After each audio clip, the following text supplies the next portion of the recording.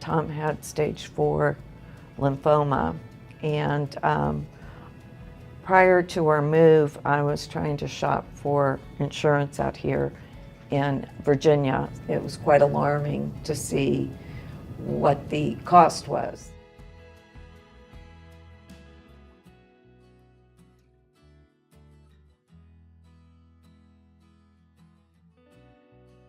His infusions can range anywhere from $8,000 to $12,000 a month, so 5 months worth of no pay by insurance is pretty alarming. Sadly though, because it took some time to rectify all that, Tom stopped treatment because he was so concerned that what if they're right? What if we're doing this out of network? And I can't sit for 4 to 6 hours with this going through my arm, knowing it might be costing $15,000. So he stopped treatment for a few months, and at that time we switched to a local Williamsburg doctor that we had verification, an actual letter saying he was in network, and Tom began seeing him. It was one of the most stressful things I've ever been through.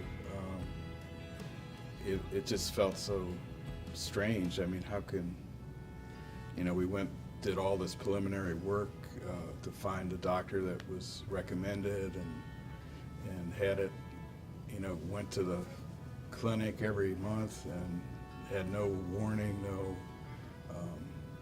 inkling that something like this could happen. It was a tough decision not to get treatment, but it's just like I didn't want to bankrupt myself. I mean, it's a tough choice to have to decide whether you want to get treatment. Either you want to have die financially or die physically. With the local doctor and then the doctor Tom had been seeing prior, put their heads together, and again, just another wonderful miracle.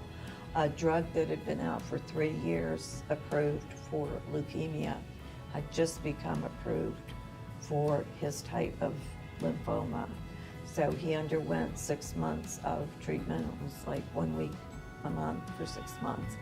And in October of 2017, he was deemed in full remission. And I couldn't even share it with anybody because people just wouldn't be able to listen to it. It was so complicated. And so, I said, how in the world did you get in that situation? I mean, and people want to, I feel that most people in the world seem to if you have a problem, then they want to look at you, judge you by well, what did you do to get into that situation? What did you do wrong, to get in that situation? It hurt me when he said, I almost feel like I can't afford to live.